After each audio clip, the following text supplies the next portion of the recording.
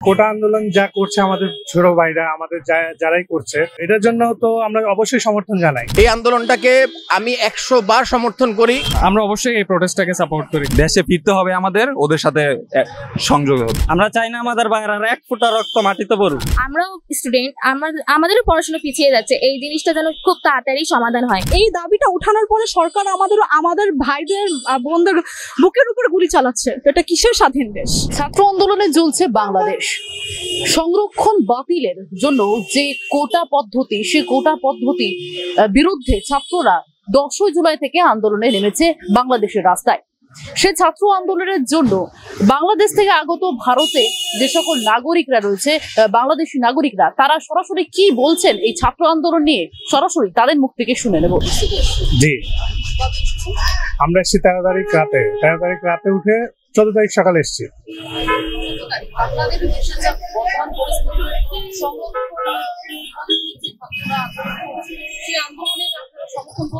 অবশ্যই আমরা সমর্থন করছি, কারণ আমাদের কোটা আন্দোলন যা করছে আমাদের ছোট ভাইরা, আমাদের যারাই করছে, সেটা আমাদের জন্য করছে না, তা আমাদের নেক্সট ভবিষ্যৎ প্রজন্মের জন্য করছে।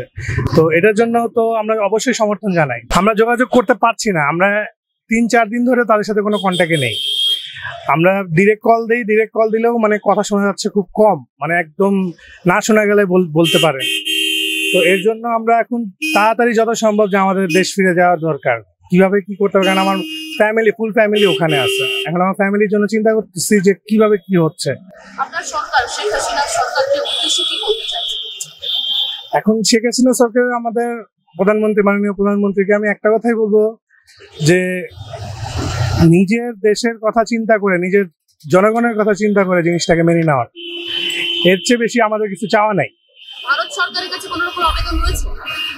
সেটা আমাদের চেয়ে আমাদের উপরে লেভেলে যারা আছে, আমাদের যারা পলিটিশিয়ান আছে, তারা ঠিক বলতে পারবে, কারণ আমাদের থেকে তো আর কোনো কিছু বলাটা ঠিক না, কারণ তারাই বলতে পারবে যে আমাদের বাংলাদেশে এখানে কি করতে পারে।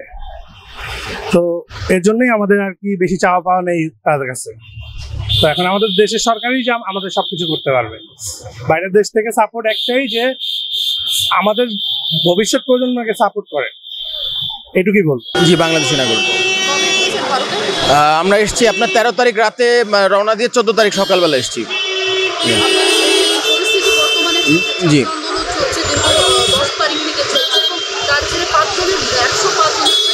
জি, অবশ্যই সমর্থন করছি, কারণ যে আন্দোলনটা হচ্ছে, আন্দোলনটা আসলে সত্যি কথা বলতে এটা আমাদের জন্য না।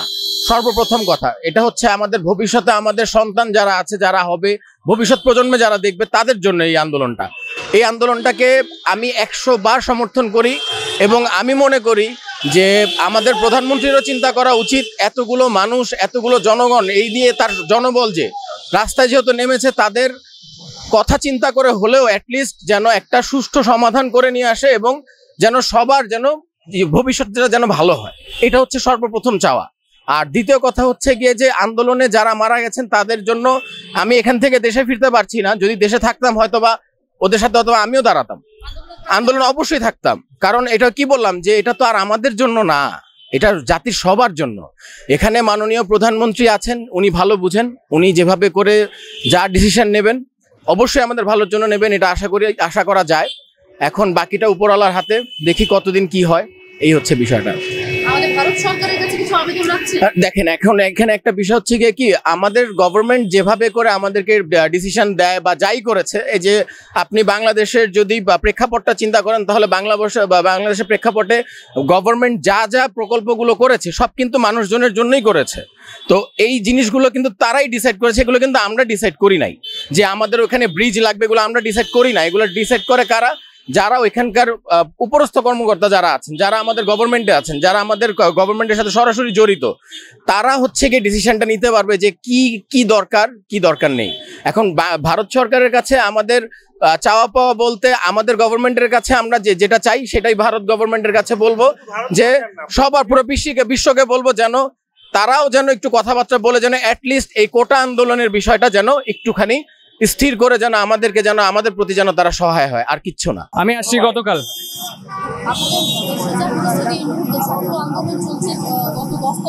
জি, আন্দোলন অবশ্যই সমর্থন করি, কারণ আসলে যে আন্দোলনটা করছে এটা যুক্তিযুক্ত আন্দোলন। একটা কারণ স্টুডেন্ট যারা আছে ওরা চায় ওদের মেধার মাধ্যমে ওরা জব পাক, মেধার মাধ্যমে ওরা অপরচুনিটিস পাক, যেটা হয়তো আমাদের গভর্নমেন্ট সাপোর্ট করতেছে না, অথবা হয়তো গভর্নমেন্টের যারা সাপোর্টার আছে ওরাও এটা সাপোর্ট করে না। সো আমরা অবশ্যই এই প্রোটেস্টটাকে সাপোর্ট করি। অবশ্যই আমরা সুযোগ পেলে অবশ্যই সামিল হতে চাই, আর হয়তো আমরা এখন ফিজিক্যালি পারছি না, সো আমরা ভার্চুয়ালি আমাদের যতটুকু সম্ভব আমরা ট্রাই করছি এটা সাপোর্ট করার। আমরা এখানে আটকা পড়ে যাচ্ছি, আমরা চাচ্ছিলাম আমাদের দেশে যাওয়ার জন্য, কিন্তু যাইতে পারতেছি না। পরিস্থিতি অনেক খারাপ আমাদের দেশে, ব্ল্যাক আউট করে দিচ্ছে, নেটওয়ার্ক অফ, সবকিছু অফ আমাদের দেশে এখন, সবকিছু বন্ধ একদম। ফ্যামিলির সাথে যোগাযোগ করতে পারতেছি না, কেউ সাথে যোগাযোগ করতে পারতেছি না, আমরা অবস্থা অনেক খারাপ। Impossible that we can communicate with our family, so it's a huge problem for us, like being in a foreign land and you cannot communicate with your family, so এখানে জাস্ট ভালো লাগতেছে না আমাদের এখন আর। আমাদের এখন উপায় আছে, যতদিন টাকা আছে আমরা এখানে আছি, এছাড়া আমাদের বর্ডার ক্রস করতে হবে এর আগে, দেন আমরা কোনো মতন দেশে গিয়ে আমরা প্রোটেস্ট করতে চাচ্ছি স্টুডেন্টদের সাথে, আমরা আন্দোলন সামলাতে যাচ্ছি। এখন বাংলাদেশের অবস্থা, আজকে থেকে কারফিউ জারি করছে, তো পুরো আর্মি নামবে। এখন স্টুডেন্টদের অবস্থা আমরা কিছুই জানতে পারছি না, ফেসবুকে ওদেরও কমিউনিকেট করতে পারছি না। এখন আমাদের উপায় নাই কোনো কিছু করার, দেশে ফিরতে হবে আমাদের, ওদের সাথে সংযোগ হতে হবে। জি অবশ্যই, আমরা চাই আমাদের ভাইয়ের যাতে আর একটি ফোঁটা রক্ত না ঝরে, আমরা চাই এটা সুন্দরভাবে সুষ্ঠুভাবে এটা শেষ হোক।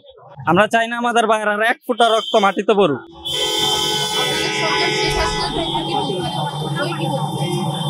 অবশ্যই বলবো এটা যে কোনো ভাবে শেষ করুক। আমি এই রাজনৈতিক ভাবে কোনো কথা বলতে চাই না, কারণ আমরাও নাগরিক, আমরা চাই এটা সুস্থভাবে শেষ হোক, কারণ দেশটা যেন পিসফুলি থাকুক, পিসফুল থাকুক আর আমাদের দেশটাকে, আমাদের যে আন্দোলনটা হচ্ছে ওইটাকে সুষ্ঠুভাবে তারা নিয়ন্ত্রণ করে শেষ করে দেখ, আমরাই যাই।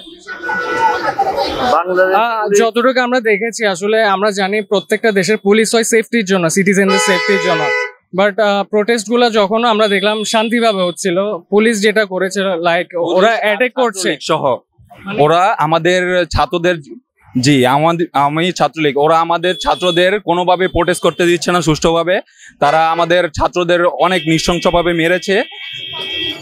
হ্যাঁ, অনেকের মৃত্যু হচ্ছে, আমরা এখনো কজন মৃত্যু হচ্ছে সঠিক খবর জানি না, এর থেকেও বেশি হতে পারে।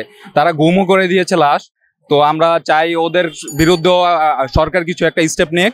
তো আমাদের এটাই দাবি, সরকার জিনিসটাকে অনেক সুন্দরভাবে নিয়ন্ত্রণে আমাদের এই জিনিসটা শেষ করে দিক।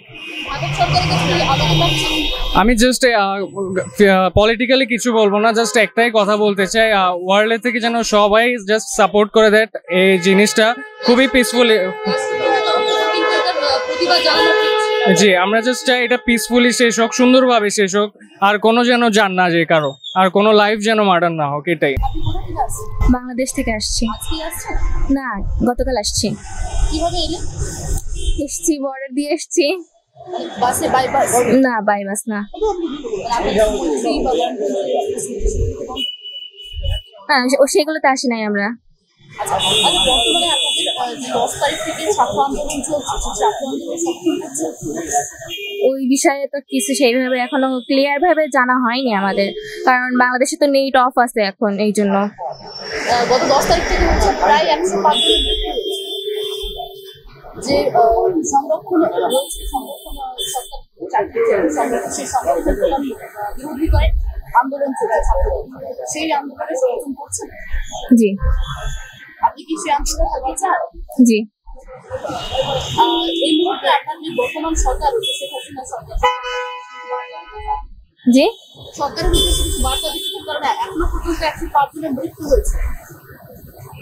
সরকারের উচিত এই বিষয় নিয়ে ভালোভাবে সবকিছু ডিসিশন নিয়ে একবারে, যে যেন মানুষের কোনো ক্ষতি না হয়। স্টুডেন্টদের পড়াশোনা পিছিয়ে যাচ্ছে, আমরাও স্টুডেন্ট, আমাদেরও পড়াশোনা পিছিয়ে যাচ্ছে, এই জিনিসটা যেন খুব তাড়াতাড়ি সমাধান হয়, এটাই আমার বক্তব্য। বাংলাদেশ থেকে ভারতে কি পড়াশোনার জন্য আসছে? হ্যাঁ, ভারতে আসছি যে চিকিৎসার জন্য। আচ্ছা, এই দেশের সরকার না, সেরকম কোনো বার্তা দেওয়ার কিছু নাই। বাংলাদেশ থেকে 10-12 দিন হয়ে গিয়েছে। এমনি ট্যুরে এসেছিলাম, মানে শিলংয়ে গিয়েছিলাম, ওখান থেকে এখন আবার কলকাতা এসেছি, এখান থেকে বাংলাদেশ ব্যাক করবো। আমাদের কালকে বাস ছিল, কিন্তু বাংলাদেশে যে পরিস্থিতি, ওই পরিস্থিতির জন্য এখন কোনো বাস যাচ্ছে না। এখন এই বিপদে পড়ে গিয়েছি যে আমরা কিভাবে ফেরত যাব বাসায়। এখন এখানে তো আর বেশি দিন থাকা সম্ভব না, তাতে একটা লিমিটেড অ্যামাউন্ট নিয়ে আমরা আসি।